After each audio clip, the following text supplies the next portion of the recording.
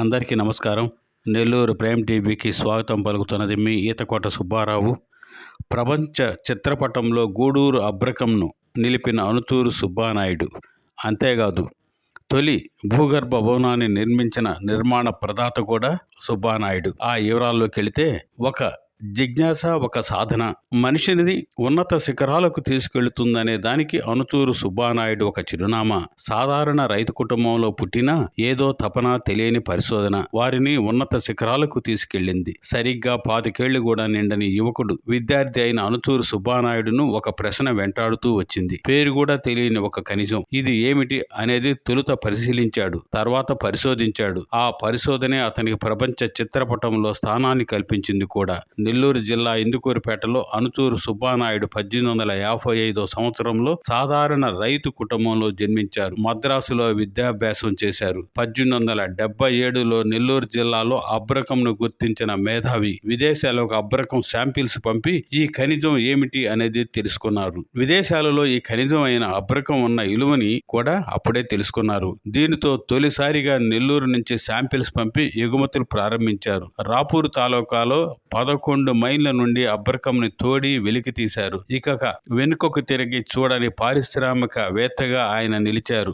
అత్యున్నతమైన స్థాయి ఎగుమతిదారునిగా గుర్తింపు పొందటమే కాకుండా లండన్ మ్యూజియంలో వీరి చిత్రపటంను కూడా ఏర్పరచుకునే స్థాయికి ఎదిగారు. దాని కింద king of mica Anuturu Subbanaidu Indian union అని రాసి ఉందని కూడా చరిత్రకారులు తెలిపి ఉన్నారు. 1879 నుంచి సుబ్బానాయుడు అబ్రకం ఎగుమతులు సాగించేవారని చెప్తారు. వీరి ఎగుమతి ఎక్కువగా జర్మనీలోని హోంవర్క్ జరిగేది. జర్మనీ నుంచి లార్డ్ ఎలిగాన్ అనే దొర స్వయంగా నెల్లూరుకి వచ్చి అబ్రకంను తరలించుకు వెళ్లేవారు. కోటాను కోట్ల ఆస్తులను కూడా సంపాదించగలిగారు. 1890లో ఇందుకూరుపేటలో లక్షలాది రూపాయలను వెచ్చించి 4 అంతస్తుల భవనం నిర్మించారు. ఇదే తొలి భూగర్భ భవనం. ఈ భవనానికి ఆనాడే అండర్ గ్రౌండ్ కూడా నిర్మించారని ప్రతీతి. రాజుల కోటను తలపించే విధంగా నిర్మించిన ఈ భవనంను చూసేందుకు ఎంతో మంది వచ్చేవారని కూడా వినికిడి. నాయుడు అబ్రకం ఎగుమతులు పంపగా అందుకు ప్రతిగా జర్మనీ నుంచి షావరిన్స్ బంగారు పెట్టెల్లో వీరికి అందాయి. భవన అంతర్భాగంలో కోడిగుడ్డు, తెల్లసొన, కరక్కాయ, కుంకుడుకాయల మిశ్రమం, తెల్ల సున్నంతో అద్దంలా మెరిసిపోయే గోడలకు పూత వేయించారు. ఇందుకూరుపేట తీర ప్రాంతం కావడంతో సముద్రపు గాలికి చెక్కు చెదరని రీతిలో ఈ భవనాన్ని కూడా నిర్మించగలిగారు. జర్మనీ కాంటినెంటల్లోని డి మైన్లో సుబ్బానాయుడు ఎగుమతి చేసిన 25 అడుగుల పొడవు గల మైకా షీట్స్ ఇప్పటికీ భద్రపరిచి ఉన్నారు. ఆనాటి కాలంలో మద్రాస్ గవర్నర్గా ఉండిన లాలి దొరకు మాత్రమే 4 గుర్రాలు నడిచే సారట్ అంటే గుర్రబండి ఉండేది. మరెవరూ ఇటువంటి సారట్ను వాడకూడని రోజులు. అంతటి హోదాని అనుతూరు సుబ్బానాయుడుకు బ్రిటిష్ ప్రభుత్వం ఆనాడు కలిగించింది. నెల్లూరు నుంచి ఇందుకూరుపేట వరకు తన 4 గుర్రాల సారెట్లో వెళ్లేందుకు 1895 ప్రాంతాలలో ఆయనే సొంతంగా విశాలమైన రోడ్డును నిర్మించుకున్నారు. తొలి టెలిఫోన్ సౌకర్యాన్ని కూడా జిల్లాలో కలిగించుకున్న వ్యక్తి కూడా సుబ్బానాయుడు గారే. ఇందుకూరుపేటలోని వీరభద్రస్వామి ఆలయం నిర్మించింది కూడా వీరే. దానంలో వీరి చేతికి ఎముక లేని ప్రతీతి. నాయుడు ఆనాడు ఎన్ని రవ్వలు పొదిగిన వాచీలు, కోట్లలో ఇలువ కట్టగలిగిన రవ్వలు, వజ్రాల ఉంగరాలు వారికి చెందిన సన్నిహితుల వద్ద ఇప్పటికీ రహస్యంగా దాచి ఉన్నాయని కూడా అనుకుంటున్నారు. ఈయన భవంతి పై భాగం బురుజుల్లో ఆనాడు దీపాలు వెలిగించి పెట్టేవారని, సముద్రంలో వెళ్లే విదేశీ నావలు ఈ దీపాలను చూసి లైట్ హౌస్ అని భ్రమపడి ఓడరి ఉందని భావించి తమ నౌకలను తీరానికి తరలించడంతో ప్రమాదాలు కూడా జరిగాయని, దీనివల్ల ఆనాటి బ్రిటిష్ ప్రభుత్వం సుబ్బానాయుడు భవంతిపై దీపాలు ఉంచరాదని ఆదేశాలు కూడా జారీ చేసినట్టు సమాచారం. వీరి ఆర్థిక లావాదేవీలన్నీ చార్టెడ్ బ్యాంక్ ఆఫ్ ఆస్ట్రేలియా ద్వారా జరిగాయి. ఈయనకి ఒకే ఒక కుమార్తె ఉండేదని, మగ సంతతి లేదని తెలుస్తుంది.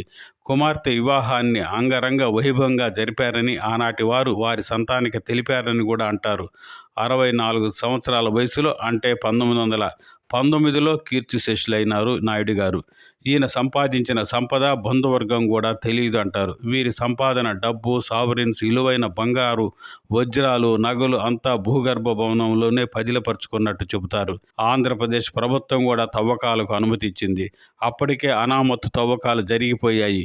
సంపద దారి తప్పిందని కూడా ఇప్పటికీ పెద్ద తరం చెప్పే మాటగా వినిపిస్తూ ఉంది. దేశ విదేశాలలో పరిచయాలు, ఆర్థిక లావాదేవీలు దగ్గర వారికి కూడా అంతగా తెలియని దాఖలాలు ఉన్నట్టు లేదు. ఈయన మరణానంతరం తమకు బాకీ ఉన్నాడని chartered bank of Australia management కోట్ల విలువ గల వీరి ఆస్తులను వేలం వేయటం జరిగింది. కానీ సుబ్బానాయుడు అంత పెద్ద మొత్తం బాకీ ఉండే పరిస్థితి లేదని, సరైన వారసులు లేని కారణంగానే ఏదో మతలబు జరిగిందని కూడా ఈ తరం వారు అనుకునే మాట ఇప్పటికీ వినపడుతూ ఉంది.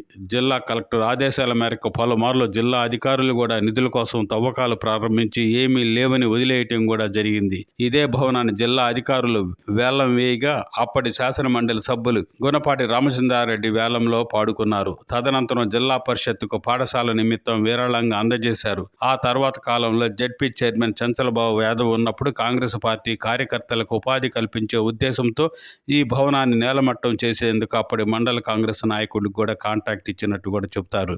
కోట్లాది విలువ గల ఈ రంగూన్ టేకు, ఇనుప గడ్డర్సు అంటే చైనా గడ్డర్సు, ఎంతో విలువ గల ఇతర ముడి సరుకు ఉండటంతో ప్రభుత్వానికి చెందవలసిన ఇవన్నీ కూడా స్థానికులు పక్కదారి మళ్లించారు. అడవి పండింది, కాకులు పాలయ్యింది సామెతలా ఈ అనంత ఆస్తిని స్థానిక నాయకులు కాజేశారని కూడా వినిపిస్తూ ఉంటుంది. నిన్న మొన్నటి వైసీపీ నాయకులు కూడా ఐరన్ గడ్డలు, రంగం టేకు అమ్ముకోవటం జిల్లా అంతటా సంచలనం రేపినట్టు కూడా అధికారులు గుర్తించారు. సొమ్ముల పాలు రాజుల పాలు, సొమ్ముల పాలు అయినట్టు అనుచూరు సుబ్బానాయుడు వద్ద ఉండిన కోటాని కోట్ల బంగారు, వజ్ర వైఢూర్యాలు, రవ్వలు ఏమైనాయో ఇప్పటికీ అంతు చిక్కని ప్రశ్నగానే మిగిలి ఉంది. జిల్లాలో ఇలా ఉన్న వీరి కీర్తి మాత్రం ఆచంద్రార్కం వెలిగిపోతుండటం విశేషం. వీరి చిత్రపటం లండన్ మ్యూజియంలో ఉండటం, వీరి ప్రతిష్టాత్మకమైన అబ్రకం నమూనాలు ప్రదర్శించి ఉండటం వీరి కీర్తి ఆనవాళ్లుగా మనం చెప్పుకోవచ్చు. అలాంటి అనుచూరు సుబ్బానాయుడు జీవిత చరిత్ర జిల్లాలోనే కాదు రాష్ట్రంలో ఇప్పటికీ ఒక గుర్తింపు, గౌరవాన్ని పొందిందని మనం ఘనంగాను చెప్పుకోవచ్చు. నమస్తే నెల్లూరు ప్రైమ్ టీవీ. నచ్చితే సబ్స్క్రైబ్ చేయండి, లైక్ చేయండి, కామెంట్ చేయండి, మిత్రులకు కూడా పరిచయం చేయండి, సదా ప్రోత్సహించండి. మీ మిత్రుడు ఈతకోట సుబ్బారావు.